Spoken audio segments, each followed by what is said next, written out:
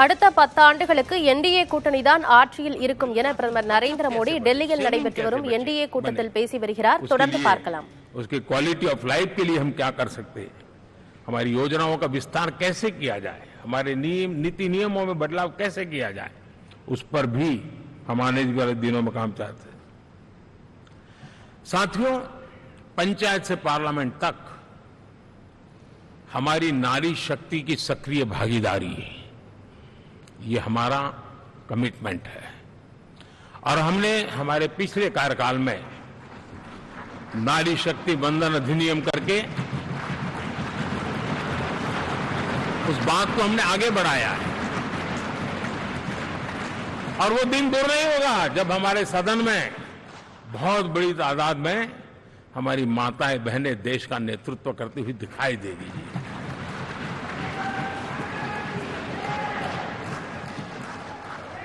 इस पूरे चुनाव में हम सबसे ज्यादा महिला उम्मीदवारों को टिकट देने वाली पार्टी रहे हैं, ये हमारा कमिटमेंट है। हमारी महिला सांसदों को जो आशीर्वाद देश की जनता ने दिया है, मैं इसके लिए विशेष रूप से उनका आभार व्यक्त कर रहा हूं। और साथियों, आपने देखा होगा G20 समिट में दुनिया के सामने एक विषय लेकर के हम बड़े आग्रह से गए हैं, और वो है empowerment of women, development of women. इन सारी बातों को तो हम परिचित हैं। हमने एक नया शिफ्ट किया है और हम G20 समिट से भी इसको आगे बढ़ा रहे हैं, विमेन लेड डेवलपमेंट।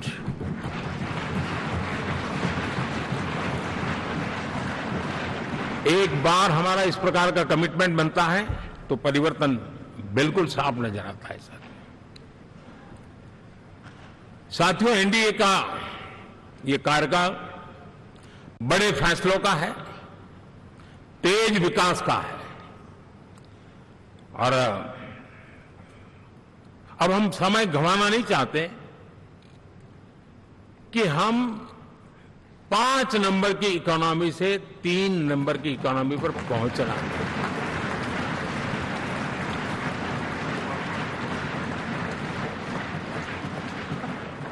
और ये खाली 5 और 3 का आंकड़ा नहीं है, उसके कारण जो अर्थव्यवस्था का कद बन जाता है। டெல்லியில் நடைபெறும் என்டிஏ கூட்டத்தில் மோடி பேசி வருகிறார். தொடர்ந்து பார்க்கலாம்.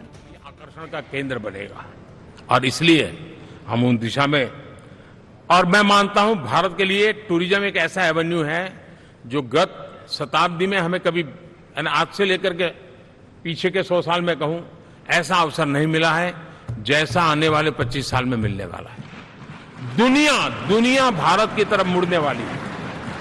अब हमारा काम है हम इसके लिए आवश्यक व्यवस्थाओं को विकसित करें, हमारी विरासत के प्रति हम हमारा पर्यटन का विकास करते हुए एक विन विन सिचुएशन का हम फायदा उठाएं, और उसमें बहुत अधिक निवेश की संभावनाएं मैं देखता हूं। और ये ऐसा क्षेत्र है जिसमें हर स्तर के लोग कमाते हैं, गरीब से गरीब आदमी भी कमाता है और बड़ी बड़ी होटल वाला भी कमाता है, हर कोई इसमें कमाता है। और हमने टूरिज्म के हम बल देना चाहते हैं, बहुत पोटेंशियल है। आज जो इंफ्रास्ट्रक्चर के क्षेत्र खुले हैं, इसका फायदा इसको मिलता है, एयरवे हो, रेलवे हो, हमारे एक्सप्रेस वे हो, ये हमारा यातायात जितना बेहतर हो, और हमारा डिजिटल कनेक्टिविटी का जो काम है, ये इसके लिए एक बहुत बड़ा पॉजिटिव ग्राउंड तैयार कर रहा है। காங்கிரஸ் கட்சியின் மீது பல்வேறு குற்றச்சாட்டுகளையும் முன்வைத்து மோடி பேசி வருகிறார். தொடர்ந்து பார்க்கலாம். कंपनियां विदेश जाने वाले लोगों को ठीक से हैंडल करेगा, उसको बेनिफिट मिलने ही वाला है। और भारत ने जो नीतियां बनाई है, भारत ने जो वातावरण बनाया है, उसका लाभ भारत के हर राज्य को मिलना चाहिए, और उस दिशा में हम तेजी से काम करना चाहते हैं। साथियों, हमने G20 समिट में देखा है, दुनिया का भारत के प्रति नजरिया बदला है। जो लोग इन चीजों को माइन्यूटली देखते होंगे उनको पता होगा कि G20 एक प्रकार से कई संकटों से गुजर रहा था, उतार चढ़ाव आते रहते थे, बिखराव भी नजर आ रहा था, लेकिन भारत में G20 आने के बाद नए प्राण से भर गया है, नया सामर्थ्य आ गया है। और ये भारत की ताकत है कि उसने पूरे विश्व को जोड़ने में G20 के माध्यम से बहुत बड़ा काम किया है। और उसके इन दिनों भी जो परिणाम आए, इसके बाद मेरा काफी समय विदेश के सरकारों से फोन अभिनंदन स्वीकार करने में गया। और शायद मैं 2014 में 19 में भी ऐसा अनुभव नहीं था जितना इस बार फ्लो है। दुनिया के करीब करीब अब नाम ले उसने भारत को शुभेच्छा व्यक्त की है या बात करने की कोशिश की है। यानी ये वैश्विक जो हमारा ताकत है उसका परिचय करवा रहा है। और उसके कारण मैं मानता हूं कि विश्व में हमारा सम्मान और साथ साथ भारत में निवेश, ये दोनों संभावनाएं बढ़ रही है। साथियों, हमारे संविधान का ये 75वां वर्ष है। हम चाहते हैं कि संविधान हमारी संवैधानिक संस्थाओं का संरक्षण भर इसके मात्र के लिए है, ऐसा नहीं कोई अदालत में धाराओं का उपयोग करके काम करने के लिए नहीं है। ये एक हमारी भावना है, हमारा स्पिरिट है। और हमें इस 75 साल को ऐसे मनाना है ताकि हम संविधान के स्पिरिट को जन जन तक पहुंचाएं। हर जन को संविधान की जो भावना है, कर्तव्य की भावना है, अनेक बात ऐसी बात है, उन सब प्रति समर्पण उसका बढ़े, उस दिशा में हम काम करना चाहते हैं। साथियों, छत्रपति शिवाजी महाराज के राज्याभिषेक के 350 वर्ष के उत्सव में देश आज रंगा हुआ है। और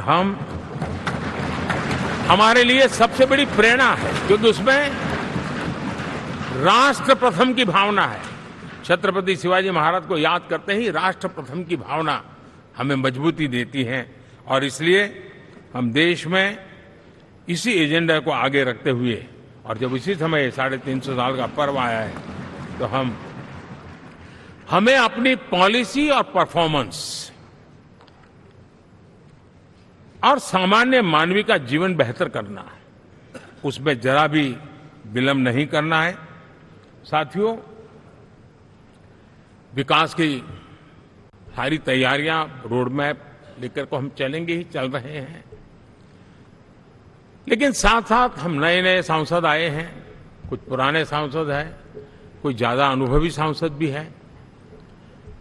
आप देखते हैं कि इन दिनों पिछले 2 दिन से आप टीवी पे देखते होंगे, एक भी सच्चाई मुझे उसमें नजर नहीं आई। कोई ये कह रहा है, कोई वो कह रहा था, सब मैंने कहा भी जरा पूछो तो ये जानकारी लाते कहां से, गपगोले चला रहे, किसी के खाते में कुछ भी डाल करके चल रहा है। तो मतलब ये थोड़े दिन, क्योंकि 10 साल से ऐसे अवसर नहीं मिले हैं, तो शायद ये उबाल जरा ज्यादा रहेगा। लेकिन आप मान के चलिए जी, ऐसे लोग कोई पहुंचेंगे, बस साहब मेरा अच्छा संबंध है, मंत्री में आपका नंबर कर सकता हूं, आया, हमें भी पता नहीं होता यार, हो सकता है मिनिस्टर बनने का ये रास्ता होगा तो हम भी गलती से उसका हाथ पकड़ लेते हैं और वो पता नहीं वो किस खाई में डुबो देता है।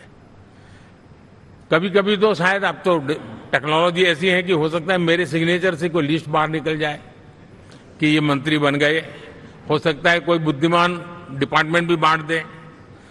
तो आजकल कई लोग सरकार बनाने में लगे हुए हैं, मंत्री पद बांट रहे हैं, पद बांट रहे हैं, व्यवस्था बांट रहे हैं। मैं आपसे आग्रहपूर्वक कहता हूं, और जो मोदी को जानते हैं, ये सारे प्रयास निरर्थक है। वे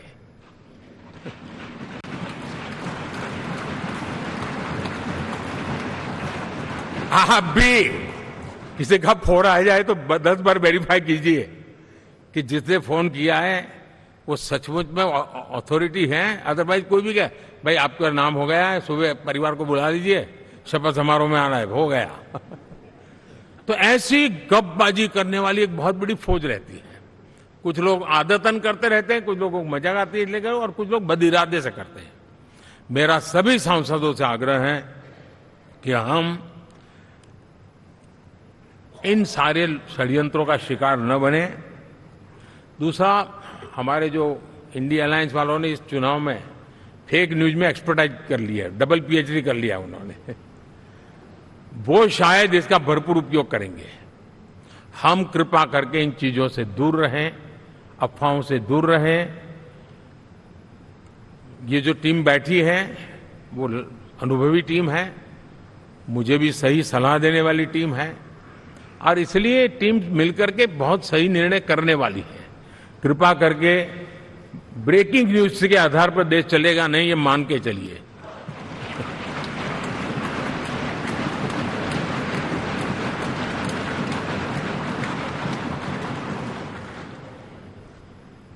साथियों, विकसित भारत का संकल्प लेकर के हम चले हैं। 3 नंबर की इकोनॉमी पहुंचना मैं जानता हूं, निश्चित रोड मैप के साथ उसको हम पार करने वाले हैं। और मैंने पहले भी कहा था कि मेरा पल पल देश के नाम है, मेरा पल पल आप लोगों के नाम है। मैं 24/7 अवेलेबल हूं।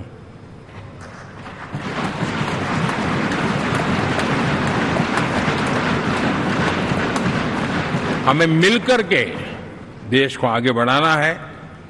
फिर से एक बार आप लोगों ने मुझ पर जो विश्वास जताया है, जो प्यार दिखाया है और जो समर्थन दिया है, वाकई मैं मानता हूं भारत के लोकतंत्र की एक बहुत बड़ी ताकत है। मैं जितना आपका आभार व्यक्त करूं उतना कम, और मैं विश्वास दिलाता हूं कि मैं आपकी आशा अपेक्षाओं को पूरी करने में, परिश्रम करने में कोई कमी नहीं रखूंगा।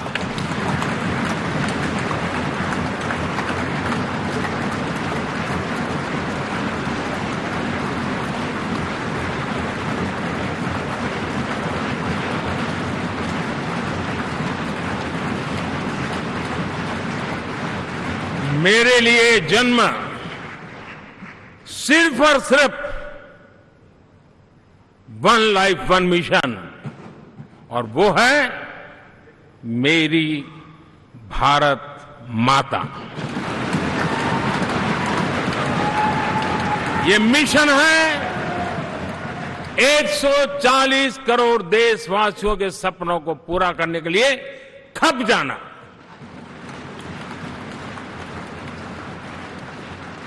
ये मिशन है 140 करोड़ देशवासियों को 1000 साल की मुसीबतों से जो गुजरी हुई पीढ़ी दर पीढ़ी है, उसे मुक्ति दिला करके सम्मान के साथ विश्व में मेरा हर देशवासी दुनिया उसे देखे तो उसका मन कर जाए, काश ये हिंदुस्तान का है, अरे नजर मिल जाए तो अच्छा होगा। ये मैं स्थिति पैदा करना चाहता हूं। उसका मन लालायित होना चाहिए, हिंदुस्तानी है, अरे यार जरा हाथ मिला लूं, कुछ एनर्जी मुझे भी आ जाए। मैं देश को इस ऊंचाई पे ले जाना चाहता हूं। और साथियों, मुझे पक्का विश्वास है आपका साथ, आपका सहयोग, आपका अनुभव बहुत बड़े परिणामों की संभावनाएं लेकर के आया है। लोकसभा का ये गठन उन सभी आकांक्षाओं को पूरा करेगा। मैं फिर एक बार आप सबका हृदय से बहुत बहुत धन्यवाद करता हूं।